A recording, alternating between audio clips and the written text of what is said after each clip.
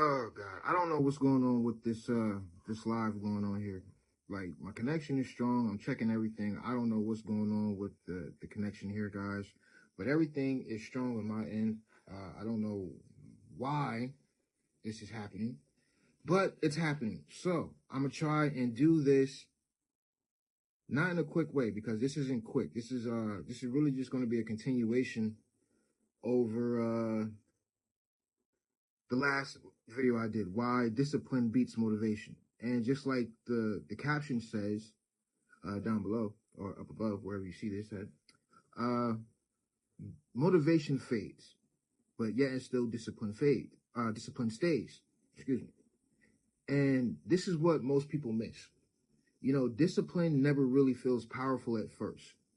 9 times out of 10, it really feels restrictive, boring, for lack of better terms. And a lot of people feel as if discipline insults your potential. But in reality, it doesn't, because in the beginning, discipline takes more than it actually gives you. It demands action before the results, or faith before evidence, for lack of better terms. And this is where most people quit. They feel as if they mistake discomfort for failure, and it's not. Because what seems to happen is that they interpret resistance as a sign, as if doing something wrong, but in reality, that resistance is really just a receipt. It means that the work that they're putting in, the work that they're doing, that work is real. Stop and think about it for a second. Like really, even when it comes to every meaningful transformation in your life, they all follow the same exact pattern. It was either uncertainty, repetition, and then doubt. And then suddenly, competence appeared. Discipline works the same exact way. You know, at first you're forcing yourself to get up and do things. You're forcing yourself to get out of bed in the morning. You're forcing yourself to make your bed in the morning. You're forcing yourself to get up before you even get out the bed. You're forcing yourself to get up 3:30, 4 o'clock, 4:30, 5 o'clock, 5:30 in the morning. And then from there, you're training yourself to actually get up and do these things, whether it's exercising, making sure your itinerary is planned out for the day. You have your schedule planned out for the day. You go over your back office if you're into the C-suite levels and things like that. You go into your back office, you check your analytics, you check your emails, you follow up with your team, you stay on the phone with your team for about an hour, hour and a half. And I'll check in back with you later, Lish. And from there, it becomes more or less, you become a version of yourself of someone who doesn't need to negotiate with their own mind. And that's the shift there.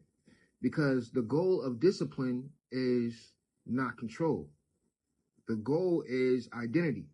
In order to find yourself, you have to stop asking yourself, do I feel like doing this? And start asking, am I the person who I said I am that's going to do this? Is this who I said I am? Is this what I actually am portraying to be? For instance, a lot of people think, who can I use for a good example? Or what can I say for a good example? Oh, they say you can't just be something. You have to believe that you are that something or someone. And this is what elite performers actually do. This is what because elite performers do not have strong willpower whatsoever. And what they'll do is they'll remove the decision making from the equation. They will let their routines decide. They'll let their standards decide. They'll let their systems decide. And this is why discipline will take away from that and create the freedom that is necessary. Excuse me. Because because once the system is actually built, the effort begins to drop. And progress becomes somewhat of an automatic thing. And that momentum is going to carry you when the motivation disappears. So this is also why a lot of people sit here and think, well, it's so lonely at the top.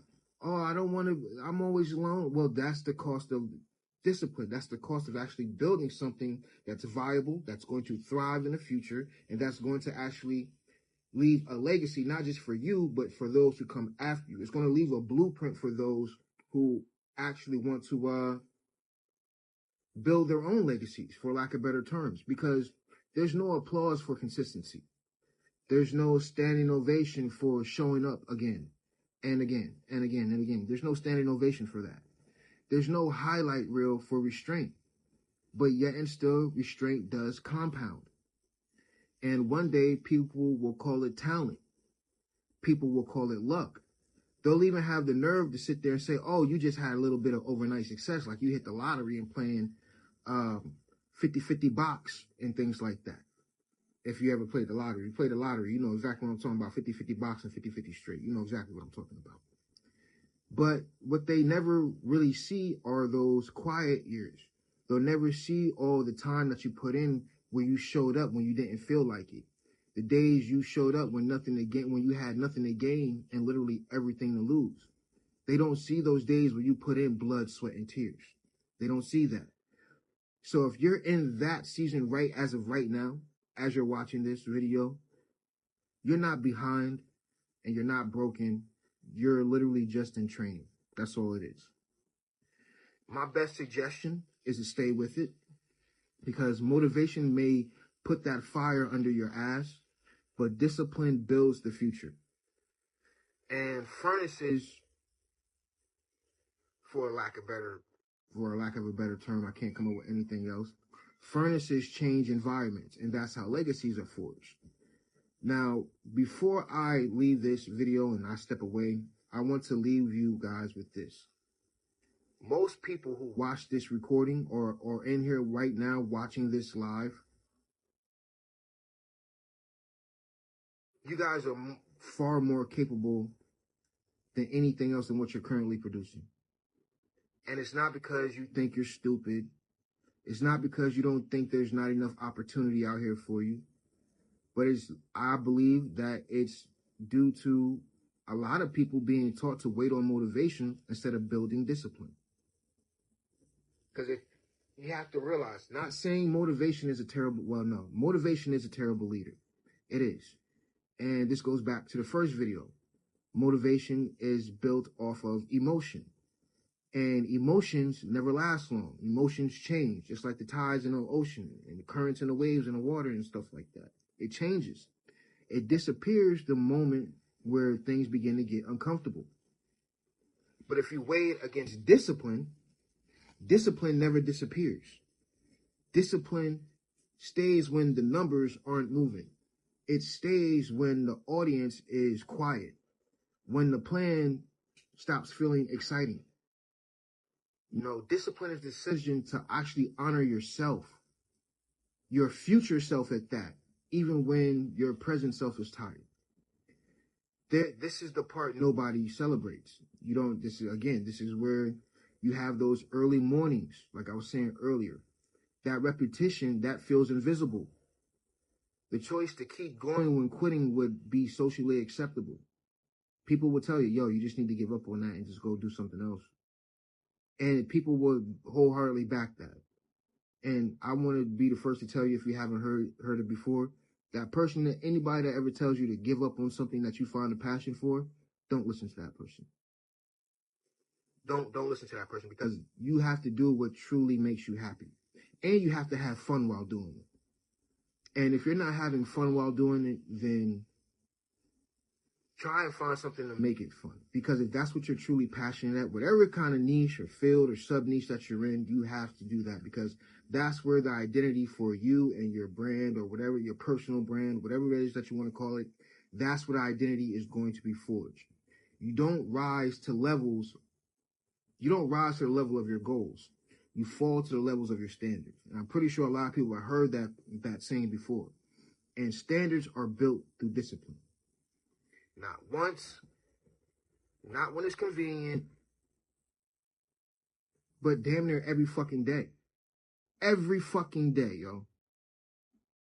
So as of right now, if you're watching this live, no matter what time zone you guys are currently in, whether it's morning, afternoon, midday, evening, mid-evening, late night, wee hours of the morning, bewitching hours, whatever you want to call it.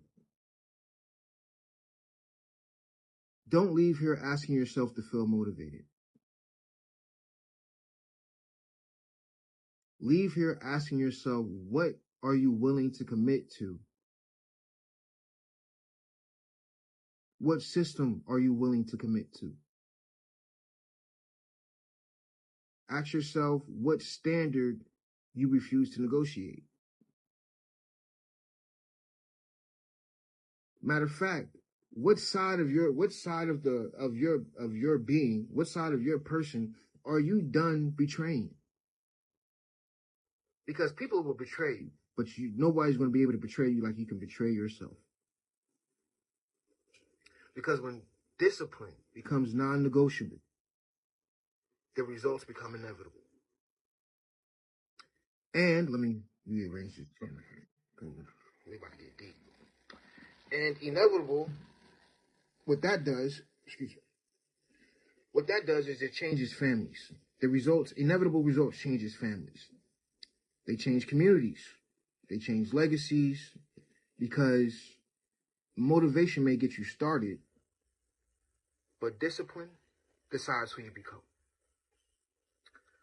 With that being said, ladies and gentlemen, thank you. I appreciate you guys watching this. Make sure to like, comment, follow, subscribe, share this, share. I really do appreciate it. Heavy on the share, heavy on the follow right now. Like and comment. Go ahead and drop your thoughts below. I would love to hear your thoughts. And if this post did hit home with you, hit the like button. I would love to hear your thoughts. And tag somebody in this too, for whoever needs to hear it, all right? But like always, ladies and gentlemen, with that being said, deuces, this your man Shelby. I'm out, and y'all be easy.